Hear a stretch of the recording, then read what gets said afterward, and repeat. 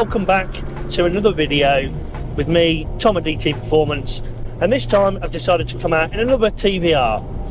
And as I said in the previous TVR videos with the Griffith, we've had quite a lot in the past.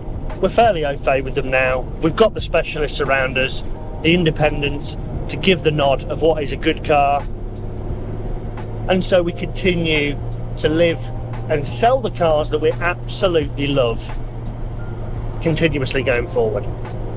And this particular car is an exceptional one for lots of reasons. And as I've said before, I'm not just saying that all of our cars are fantastic for the sake of it because I'm trying to sell things. These are the cars, these are the ones that I'm trying to take out to show people what they're about, be as honest as possible, and explain what it's like owning them, what they're all about, how fast they are, what kind of speed, stats and everything else. And as I say, getting people aware of them, getting the cars on people's radars just that little bit more. So what this car is, it's a Mark I Tuscan 4 litre. Now, the Tuscan is actually quite a rare car, and there's plenty still around, there's plenty still available, but as a model that they actually made between the years of 1999 and 2006, when they ceased production of them, there was 1,677 made total. So it is quite a niche, rare car in its own right. Now what TVR did, and they were quite prolific for, to be honest, and I have to be a little bit careful because I don't want to make it sound like they didn't know what they were doing, because they did, but I call them a parts bin car, and that is probably over the top and an unfair comment in some respects. And the reason I'm saying that is they came in lots of different model variants and engine variants for no real reason, to be honest. What a lot of people think is that the majority of the cars were 3.6 litre speed 6 engines, and in the S model they went to a 4 litre, and that actually wasn't true. There was lots of 3.6 early cars and 4 litres, and then in the Mark II exactly the same, for no rhyme or reason. It wasn't just a case of if you had the S you had the 4 litre, and if you didn't you had the 3.6. This is a non-S and it's a 4 litre. The power didn't really change between the 3.6 and the 4 litres, to be honest, and there was no real difference in terms of parts, setup, or anything else for that matter. I think it probably just depended what they'd produced at the time. Whoever had made some of the engine blocks for them, that's what they put in the car at the time. So the car itself, as I say, 4 litre speed 6, which is a TVR designed engine. It's not someone else's that they've used like the Rover V8 in the Griffith.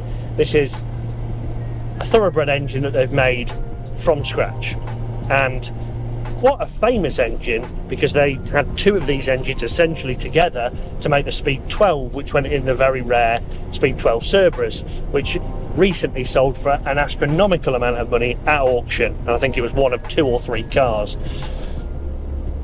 Stats and figures wise, you're talking some pretty quick figures, 0 to 60 and top speed.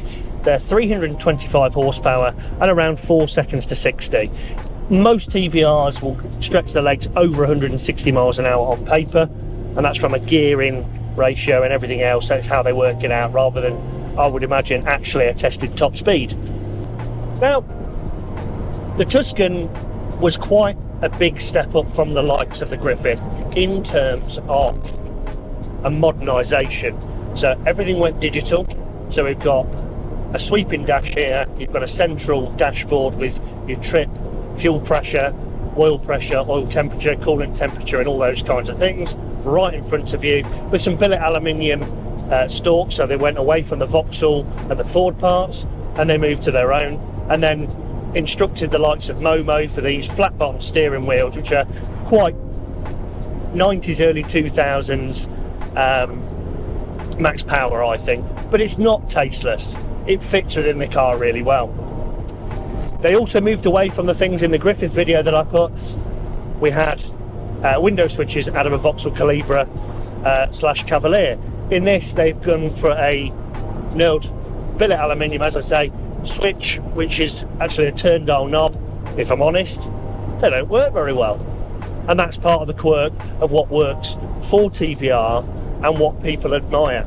They don't work all the time.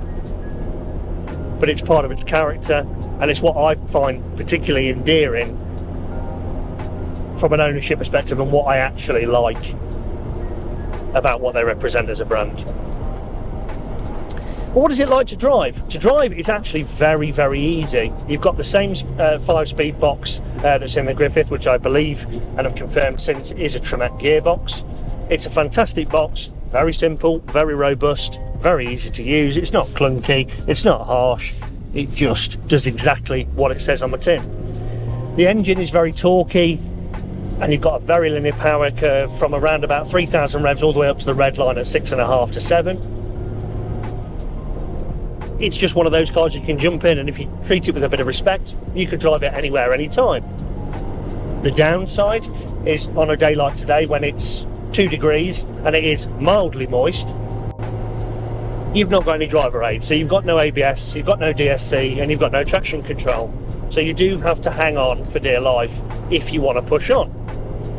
On top of the fact the car is obviously derived and designed to be race car for the road. Again, brilliant to drive, very focused, but because it's light, because its geometry setup is quite aggressive, if you're not on your toes on a day like this, you can get caught out.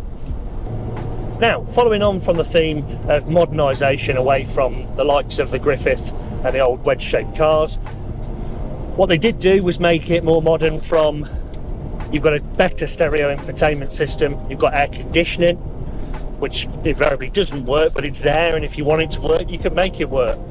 You've also got push button to exit the doors, so they're not a lever like in the old cars. You're pressing a button, the window drops, you've got an electrically actuated door latch, and the door will pop open by itself, which is quite cool. You also have, to get in and out, you have a button under the door mirror, so you've not got any buttons or handles, levers, or whatever you might have like on the Griffith and most cars.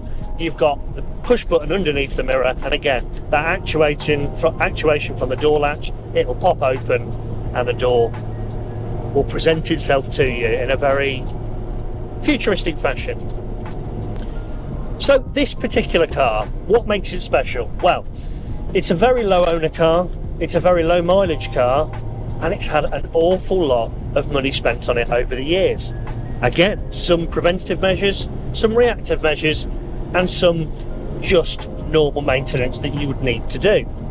So along with the geometry setup and the new Nitrons, the refurbished Nitrons, it's had Michelin Pilot Sport 4 tyres, which along with the likes of the Pilot Sport 4S's and the more modern Pilot Sport 5s, I would regard as being probably one of the best road tyres all round for a normal, and I say normal, a normal road car.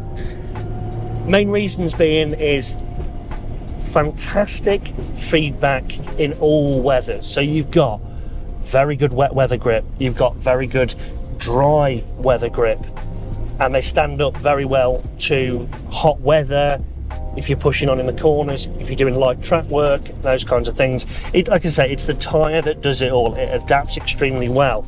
So that, with the geometry setup and the fantastically set up new refurbished Nitrons, it just gives that connection of those parts of that setup to the road in the best possible way. You know, you've got wonderful feeling from the steering, you've got wonderful feedback from the suspension. I can feel everything through my bum, and as I say, you know, we haven't got any driver aids, so that's crucial. And on top of that, you haven't got any power steering, which, yes, is a slight drawback when manoeuvring in slow manoeuvring conditions, like in a car park and things like that.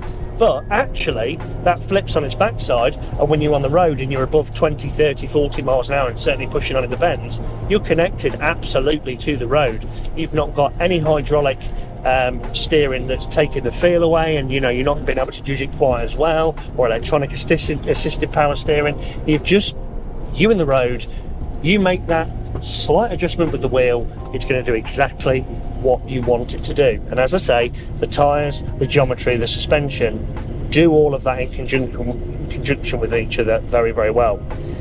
TVRs, I think, are a hard car to warm to unless you know how to drive in a certain fashion.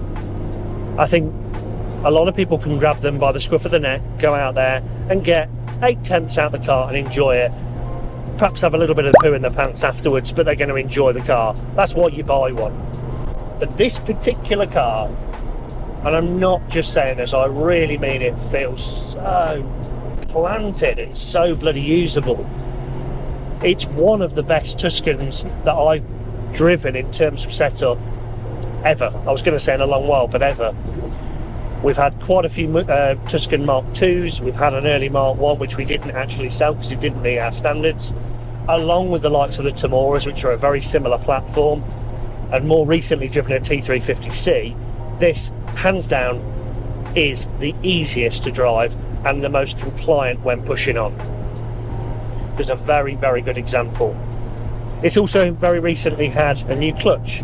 It's had the dashboard LCD display refurbished. The gearbox has had a full service. The car's had a 12,000 mile service with tappet adjustment. So it's had all the costly expenditure that people worry about when going into the ownership of a Speed 6 model done this year. Now the car's presented in a crystal topaz. We've got this cream leather interior. I don't know the name of it, unfortunately. I could look at the book when I stop, but it just really sets off that classy look. TVRs really shouldn't be in dark colours. They should be in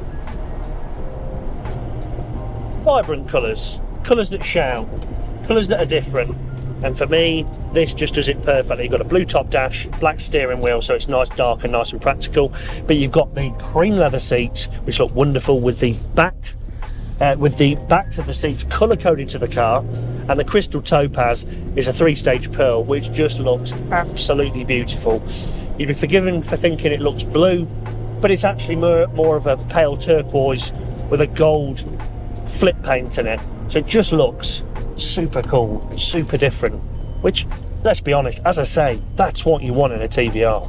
You want it to turn heads, and genuinely, we've just come out to do this with our videographer Lewis from Pinpoint Photography, and we've come out to do some flybys and some pictures and everything else.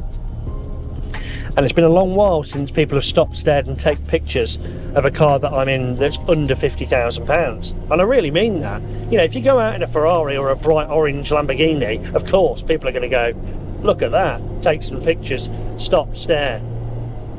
But this is absolutely no exception to that. And let's be honest, at £30,000, it's a hell of a lot of car for not a lot of money. It's not really going to lose anything. If anything, you'd like to think it's going to appreciate, especially with the likes of the US putting so much interest into these cars going forward in TVR as a brand. Now this particular car, as I say, in terms of its history and everything else, is absolutely fantastic. Mileage wise, we've only got 32,162 miles on the clock as of today, which makes it a very low mileage example with fantastic provenance, and the condition, history and all the setup makes it one of the best value out there. Fact.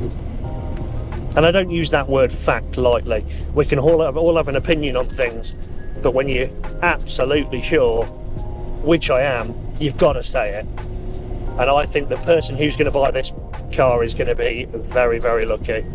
And it needs to happen quickly, because Dan, unfortunately, is doing his usual of going, it's one I should have kept. I think if it doesn't sell quickly, which it should, it's going to end up being on his ramp at home rather than on a new driveway, which is where it deserves to be for one of our wonderful customers. So before I sign off, what are we looking at here? Well, we're looking at a British-made thoroughbred car, of which, as Brits, we should be very proud of. The likes of the US are, of course, very interested in these cars because of those reasons, but I think I would like them to stay in the country as long as possible.